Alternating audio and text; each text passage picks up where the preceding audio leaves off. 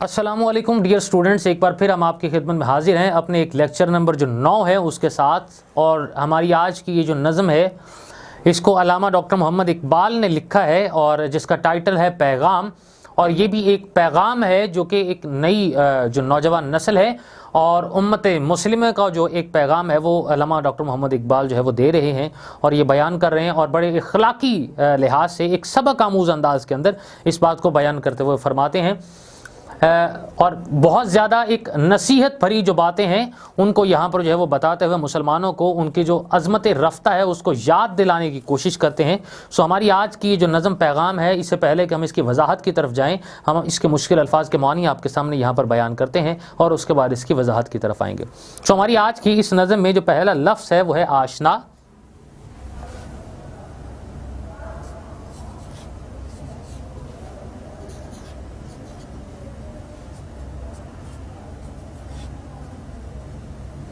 جس کا مطلب ہے واقف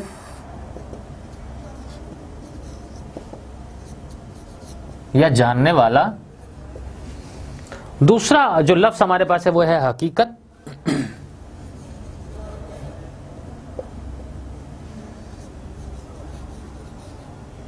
جس کا مطلب ہے اصلیت.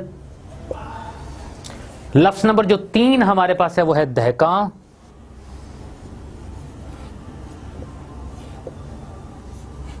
جس سے مراد ہے کسان. اس کا لفظی مطلب ہے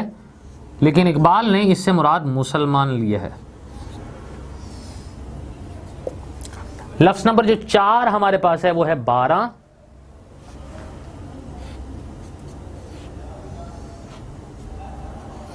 جس کا مطلب ہے بارش. لفظ نمبر 5 ہمارے پاس ہے دانا. جس کا مطلب ہے بیج. اور لفظ نمبر جو 6 ہمارے پاس ہے وہ ہے حاصل.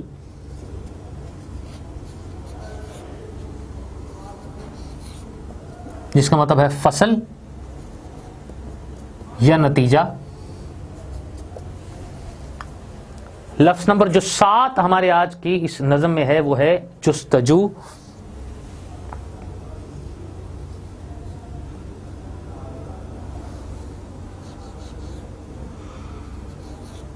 جس کا مطلب ہے تلاش.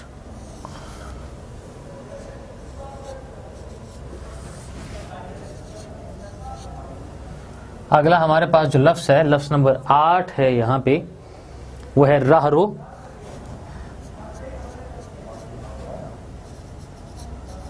جس کا مطلب ہے مسافر.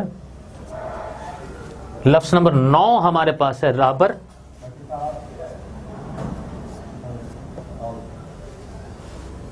رہبر کا مطلب ہوتا ہے راستہ دکھانے والا. لفظ نمبر جو 10 ہمارے پاس ہے وہ ہے منزل. جس کا معنی ہے مقام. لفظ نمبر 11 ہمارے پاس ہے آوارہ.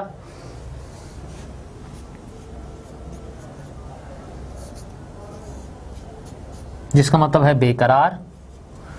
ہماری آج کی یہ نظم ہے، اس نظم میں جو لفظ نمبر جو 12واں ہمارے پاس ہے وہ ہے اندیشہ.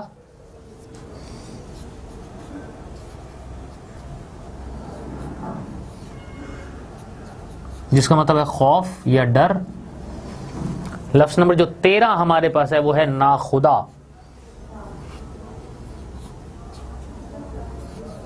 جس کا مطلب ہے ملا یعنی کہ کشتی چلانے والا. لفظ نمبر 14 ہمارے پاس ہے بحر. جس کا مطلب ہے سمندر. لفظ نمبر جو 15 ہمارے پاس ہے وہ ہے ساحل.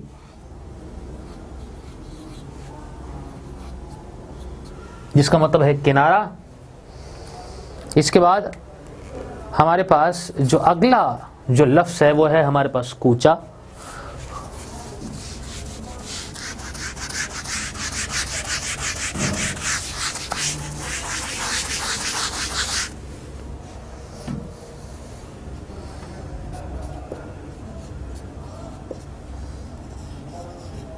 جس کا مطلب ہے گلی. لفظ نمبر جو 17 ہمارے آج کے اس سبق میں نظم میں جو موجود ہے وہ ہے محمل.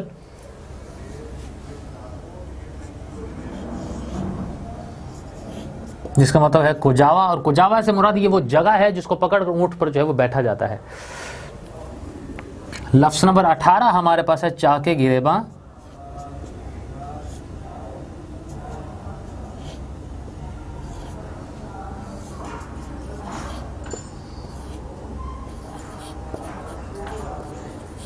जिसका मतलब है गिरेबां फाड़ देना। लफ्ज़ नंबर जो 19 हमारे पास जो मौजूद है वो है वाय।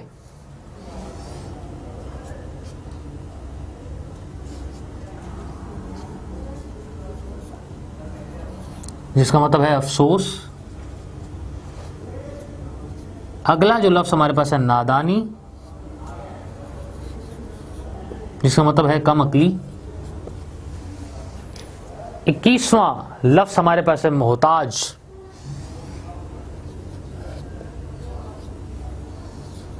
जिसका मतलब है किसी दूसरे पर इन्हसार करने वाला।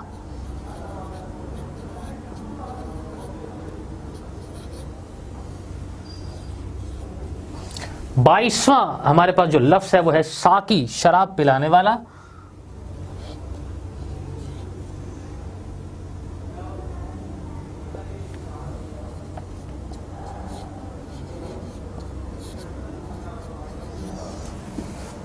इसके बाद अगला लफ्ज़ जो हमारे पास है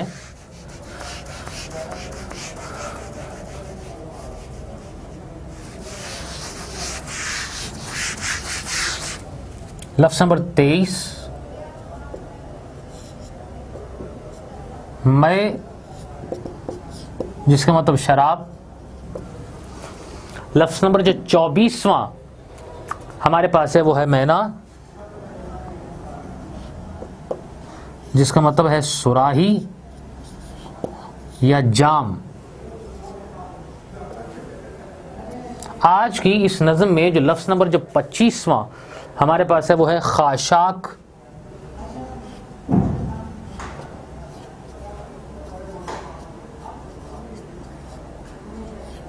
जिसका मतलब है कूड़ा करकट।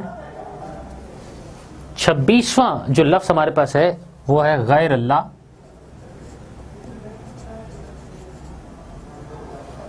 जिसका मतलब है अल्लाह के सिवा जो कुछ भी है।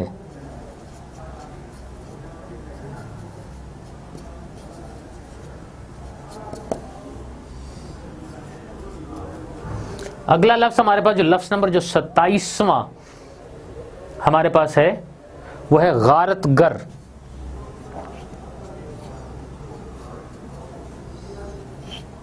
जिसका मतलब है तबाह करने वाला। और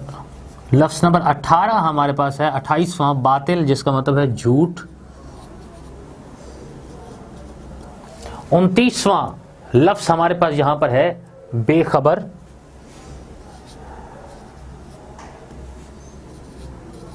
जिसका मतलब है गाफिल। लफ्ज़ 30वां हमारे पास है जौहर, जिसका मतलब है निचोड़। अगला जो हमारे पास जो लफ्ज़ है वो लास्ट जो लफ्ज़ है आईना अय्याम,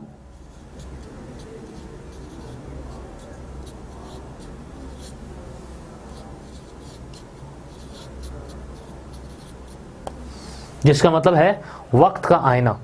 सो हमारे आज की इस नज़म नंबर जो 9 है इसके मुश्किल अल्फाज के मानी में हमने आपके सामने यहाँ पर लिखे। इसके बाद हम आपके सामने इसकी जो है वजाहत को बयान करते हैं। अल्लामा इकबाल ने यहाँ पर जो दहका है उसको ज़ाहिरी तौर पर जो लफ्ज़ी जो मतलब है उसका किसान का है, लेकिन किसान से मुराद जो है वो मुसलमान कौम के तौर पर लेते हैं। उसकी वजह यह है कि दहका और मुसलमान जो किसान है इनमें बहुत सारी चीज़ें ऐसी हैं जो कि मुश्तरका और मुमासलत वाली हैं। उसकी एक बुनियादी वजह यह है कि किसान भी मेहनत करता है और मुसलमान का भी जो अमली तौर पर जो शेवा है वो भी मेहनत करना है। किसान चूँकि बहुत ज़्यादा सादगी उसको पसंद करता है और सादा ज़िंदगी चूँकि उसकी होती है, और इस वजह से मुसलमान की भी जो ज़िंदगी है और मोमिन की भी जो ज़िंदगी है वो भी बहुत ही ज़्यादा जो है वो सादा ज़िंदगी होती है। और इस लिहाज से जो तहकान को मुसलमान कौम के साथ जो है रिलेट करते हुए अल्लामा इकबाल इस बात का तज़किरा करते हैं। और पहला शेर जिसमें लिखा गया पैगाम के हवाले से, और ये पैगाम देते हुए ये बात कहते हैं कि आशना अपनी हकीकत से हो ए दहका ज़रा, ए दहका ज़रा, दाना तू खेती भी तू, बारां भी तू, हासिल भी तू। جس میں علامہ اقبال نے یہ بات بیان کی ہے کہ ہر ایک جو چیز ہے جو ضروری ہوتی ہے کسی بھی چیز کے لیے، کسی بھی فصل کے لیے، کسی بھی میدان میں کامیابی کو حاصل کرنے کے لیے، سو اس لحاظ سے وہ سب کچھ تمہارے پاس ہے۔ سو کسان کے طور پر جو لفظ ہے اس کو اس میں استعمال کرتے ہوئے، ملاحظہ کرتے ہوئے، بیان کرتے ہوئے، مخاطب کرتے ہوئے یہ بات کہتے ہیں اقبال کہ اپنی حقیقت کو پہچانو۔ سو اس وجہ سے علامہ اقبال نے ایک اور موقع پر بھی یہ کہا ہے کہ خود ہی کو کر بلند اتنا کہ ہر تقدیر سے پہلے خدا بندے سے خود پوچھے بتا تیری رضا کیا ہے۔ سو اپنے آپ کو اتنا عظیم جو ہے وہ اونچا کر لو، اور اس حوالے سے شاعر ایک اور بھی بیان کرتے ہیں کہ اتنا عظیم ہو جا کہ منزل تجھے پکارے۔ سو منزل کو پکارنے کے لیے انسان کو خود کی جو ہے وہ عظمت جو ہے وہ سامنے لے کر آتی ہے۔ اور اقبال ایک اور موقع پر بھی یہ بات کہتے ہیں کہ کوئی قابل ہو تو ہم شانے بھی کئی دیتے ہیں، ڈھونڈنے والوں کو ہم دنیا بھی نہیں دیتے ہیں۔ سو اس لحاظ سے اقبال نے مسلمانوں کو یہ بات بیان کرنے کی کوشش کی ہے، اور مسلمان قوم کو یہ بات بیان کی ہے کہ سب سے پہلے تو وہ خود کی ذات کو پہچانے کہ وہ کیا تھے، وہ کیا ہے، ان کی اپنی جو عظمت کیا ہے، ان کا اپنا مقام کیا ہے، ان کا اپنا مرتبہ کیا ہے، اور جو صحیح معنوں میں ان کا جو لیول ہے وہ کیا ہے، اور ان کی ذہنی وسعت کیا ہے، اور جس ایک دین کے ساتھ اور مذہب کے ساتھ جڑے ہوئے ہیں اس کی بدولت ان کی جو اہمیت ہے بنیادی طور پر اس کو وہ باور کرانے کی اقبال یہ کوشش کرتے ہیں، اور یہ بیان کرتے ہیں کہ آشنا اپنی حقیقت سے ہو اے دہقاں ذرا،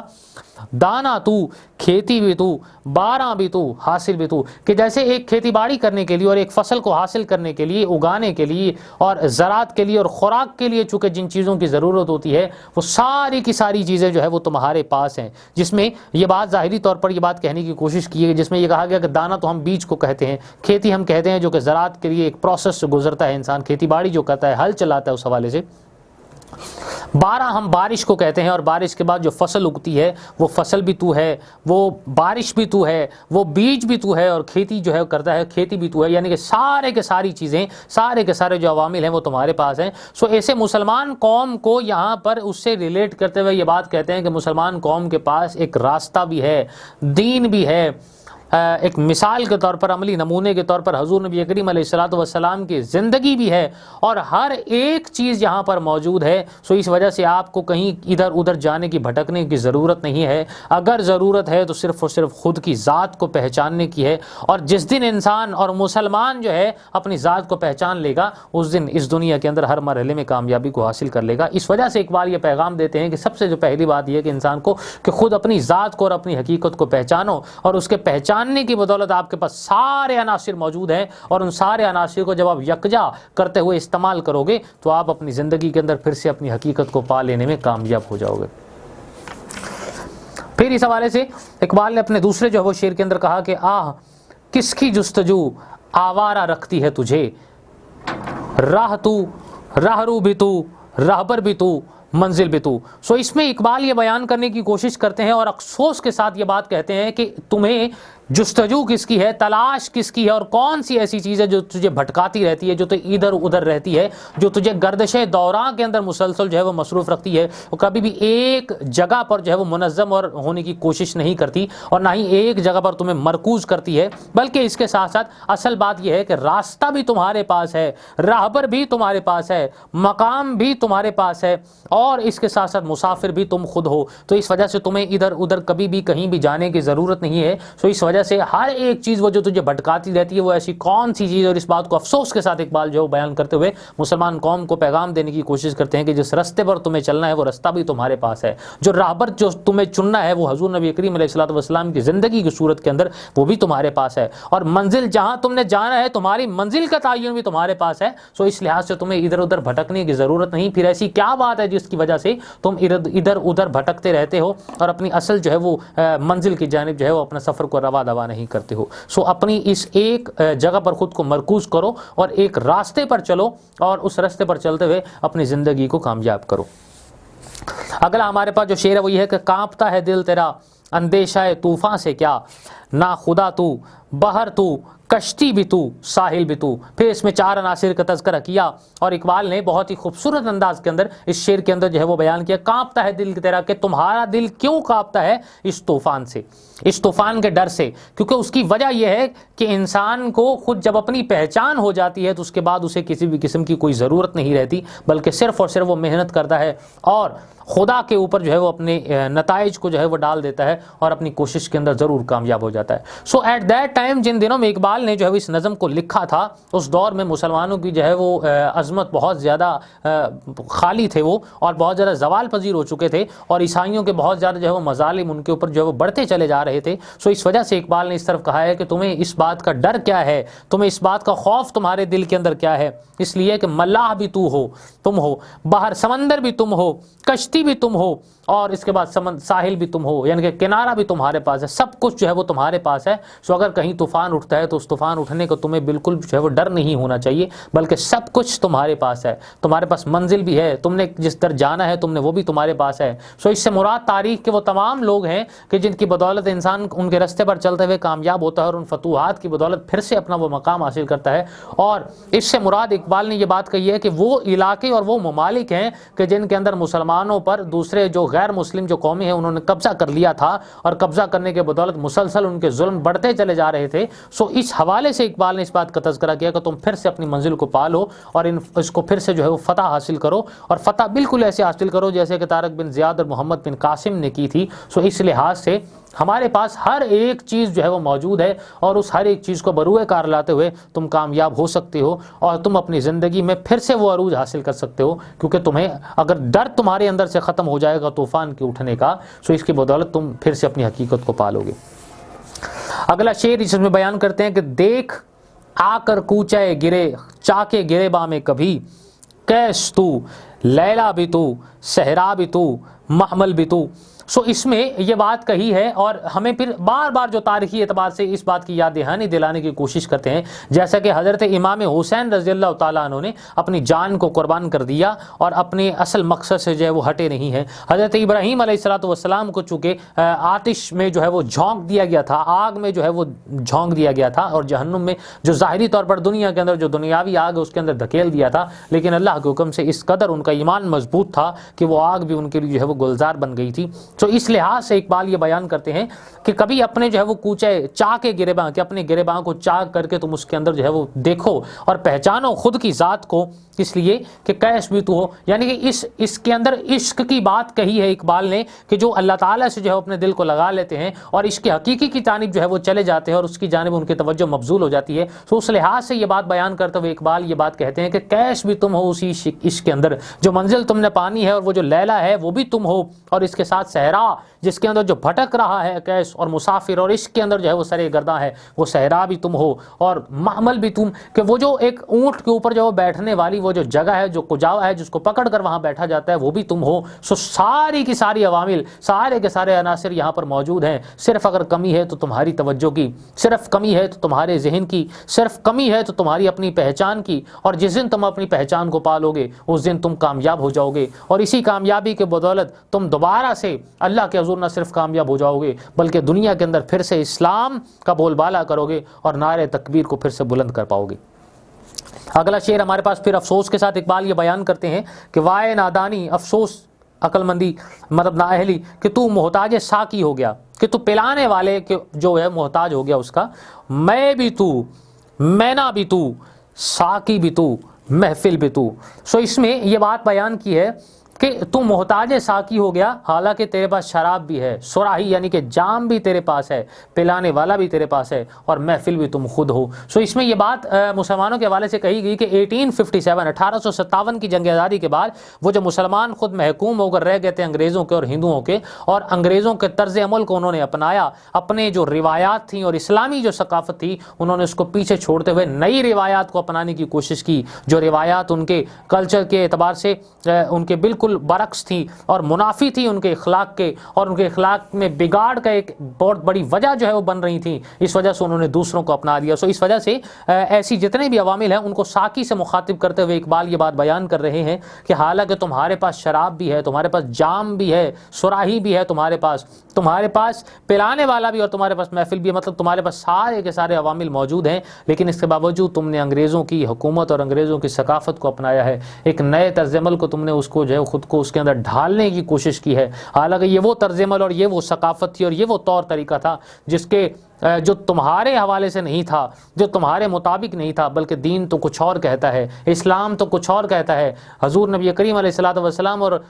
مطلب اللہ کی جو تعلیمات ہیں اور جو قرآن کی جو تعلیمات ہیں وہ تو کچھ اور کہتی ہیں، اور تم نے ان تمام چیزوں کو اپنانے کے بجائے تم نے دوسری چیزوں کو اپنا لیا جو کہ تمہاری نہیں تھیں، جو کہ اسلام کے مخالف تھیں۔ اس وجہ سے تمہارے پاس سارا کچھ ہونے کے باوجود تم نے صرف اور صرف اس پلانے والے یعنی کہ انگریز کے تم نے تسلط کے اندر رہتے ہوئے صرف اسی کے طور طریقوں کو تم نے اپنانے کی کوشش کی اور اپنے اصلی مقصد سے تم پیچھے ہٹ گئے۔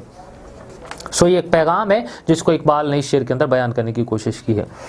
اگلا شعر ہمارے پاس ہے کہ شعلہ بن کر پھونک دے خاشاک غیر اللہ کو، خوف باطل کیا کہ ہے غارت گرے باطل بھی تو۔ اب اس میں اقبال یہ بیان کرتے ہیں کہ خاشاک غیر اللہ کو، کہ ایسا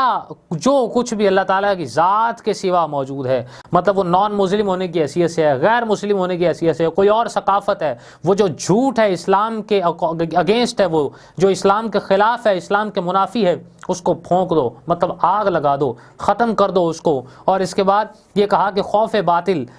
کیا ہے کہ غارت باطل بھی تو ہے، کہ تو جھوٹ کو تباہ کرنے والا ہے، تو سچ کا بول بالا کرنے والا ہے، تو انصاف کو پسند کرنے والا ہے، تو اللہ تعالیٰ کی احکام کی پیروی کرنے والا ہے، تو اللہ تعالیٰ کی رضا کو چاہنے والا ہے۔ اس لحاظ سے اس میں اقبال یہ بات بیان کرتے ہوئے کوشش کرتے ہیں کہ آج کے اس دور میں ضرورت اس بات کی ہے کہ جو اللہ کے سوا جو کچھ بھی نظر آتا ہے، جو باطل ہے، جو جھوٹ ہے، جو فساد ہے اور جو فساد کی جڑ ہے، وہ ساری کی ساری اس کو جو ہے وہ پھونک دو، اس کو نیست و نابود کر دو اور تباہ و برباد کر دو۔ تمہیں باطل سے کیا خوف ہے، تمہیں جھوٹ سے کیا خوف ہے، اس لیے کہ جھوٹ کو تباہ کرنے والا بھی تم ہو، اس لیے کہ دنیا کے اندر کہیں بھی اگر باطل کا بول بالا ہوا ہے، کہیں پر بھی باطل نے اگر جڑ کو پکڑنے کی کوشش کی ہے، کہیں پر باطل نے سچ کو دبانے کی کوشش کی ہے، تو وہیں پر مسلمان ہمیشہ سے آگے سچ کا بول بالا کرنے کے لیے سامنے آیا ہے اور ہمیشہ اس نے سچ کی پذیرائی کی ہے، سچ کو ہمیشہ سامنے رکھا ہے اور اللہ تعالیٰ کے احکامات کی پیروی کی ہے اور رسول اللہ صلی اللہ علیہ وآلہ وسلم کی تعلیمات کو ہمیشہ سے آگے پھیلایا ہے۔ اس پھیلانے کے انداز کے اندر یہ بات بیان کرنے کی کوشش کی گئی ہے کہ اقبال نے کہا ہے کہ تمہیں جھوٹ کا سہارا نہیں لینا چاہیے اور نہ ہی جھوٹ سے کسی بھی قسم کو کوئی ڈر ہونا چاہیے، بلکہ تم خود جھوٹ کو جو ہے وہ تباہ کرنے والے ہو، لہٰذا وہ جو طاغوتی قوتوں کا تذکرہ اقبال اپنے اس شعر کے اندر کر رہے ہیں، تمہیں ان کو ختم کر دینا چاہیے، تمہیں عیسائیت کی بنیاد پر پھیلنے والی اس ثقافت کا ختم کرنا چاہیے جو کہ ایک مسلمانوں کے اندر ایک نئے زہر کو جو ہے وہ پھیلا رہی ہے۔ اس بنیاد پر اقبال جو ہے وہ نئی مسلمان قوم کو یہ پیغام دینے کی کوشش کر رہے ہیں۔ اگلا شعر ہمارے پاس ہے کہ بے خبر تو جوہر آئینہ ایام ہے، تو زمانے میں خدا کا آخری پیغام ہے۔ اس میں اپنی بات کا اختتام کرتے ہوئے اقبال یہ بات بیان کرتے ہیں کہ بے خبر تو جوہر آئینہ ایام ہے، کہ تو زندگی کا جو آئینہ ہے، جو زندگی کی حقیقت کو سامنے رکھتا ہے، جو زندگی کی حقیقت کو بتاتا ہے اور اس بات کو باور کرانے کی کوشش کرتا ہے، وہ آئینہ کہ زندگی کی حقیقت کیا ہے۔ زندگی کی حقیقت سے تم مکمل طور پر بے خبر ہو اور زندگی کے جتنے بھی اوصاف ہیں، جو وصف ہیں، جو خوبیاں ہیں اس کی، ان ساروں سے تم مکمل طور پر بے خبر ہو۔ اور پھر یہ بھی بات کہی کہ تو زمانے میں خدا کا آخری پیغام ہے، کہ مسلمان قوم وہ قوم ہے جو کہ اللہ تعالیٰ کے پیغام کو پہنچانے والی ایک آخری قوم ہے۔ کیوں؟ اس کی وجہ بنیادی یہ ہے کہ حضور نبی کریم علیہ الصلوۃ والسلام کی ذات ایک آخری نبی تھے اور امت مسلمہ کے لیے جو پیغام لے کر آئے، اور اگر یہ پیغام ختم ہو گیا، اگر یہ مسلمان قوم ختم ہو گئی، تو اس کے بعد اللہ تعالیٰ اور اس کے رسول کا نام لیوا اس دنیا میں کوئی نہیں رہے گا۔ اس وجہ سے یہ آخری ایک امت ہے اور آخری پیغام ہے خدا کا، جس کو تم پھیلا رہے ہو تبلیغ کے ذریعے سے، اسلام کے ذریعے سے، دین کے ذریعے سے، قرآن کے ذریعے سے اور تعلیمات محمدی کے ذریعے سے۔ اس لحاظ سے تم آخری پیغام ہو، اس لیے یہ جو زندگی کا جو آئینہ ہے اس کے اندر خود کی صورت کو دیکھو، اپنی شکل کو دیکھو اور اپنی حقیقت کو پہچانو، اس لیے کہ تم ابھی اپنی زندگی کے یہ جو جوہر ہیں ان سے تم مکمل طور پر جو ہے وہ بے خبر ہو، اور تمہیں ضرورت ہے ان سے باخبر ہونے کی، اور باخبر ہونے کے بعد اس پیغام کو مکمل طور پر پھیلانے کی، اور صدائے جو اکبر ہے، اور جو نعرہ تکبیر ہے اور اللہ تعالیٰ کی جو صدا ہے اور وحدانیت ہے اور توحید ہے، اس کو جو ہے وہ پھیلانے کا تم آخری ذریعہ ہو، اس وجہ سے تم اس کو پھیلاؤ، کیونکہ یہی ایک کام ہے جو صرف تمہارا ہے، اور اس وجہ سے کہ حضور نبی کریم علیہ الصلوۃ والسلام نے تمہارے ذمہ یہ کام لگایا، اور تم وہی آخری امت ہو کہ جس کے ذمہ یہ کام جو ہے وہ لگایا گیا، اور اگر یہ کام اگر تمہارے ذریعے سے نہ ہو سکا تو پھر دنیا میں کوئی اور شخص یا کوئی اور ذات یا کوئی اور طبقہ حضور نبی کریم علیہ الصلوۃ والسلام کی تعلیمات کا اور خدا کی تعلیمات کا نام لیوا نہیں ہوگا۔ ہماری آج کی جو نظم ہے اپنے اختتام کو پہنچتی ہے، ہم اپنے ایک نئے لیکچر کے ساتھ آپ کی خدمت میں دوبارہ حاضر ہوں گے، تب تک کے لیے اجازت، اللہ حافظ۔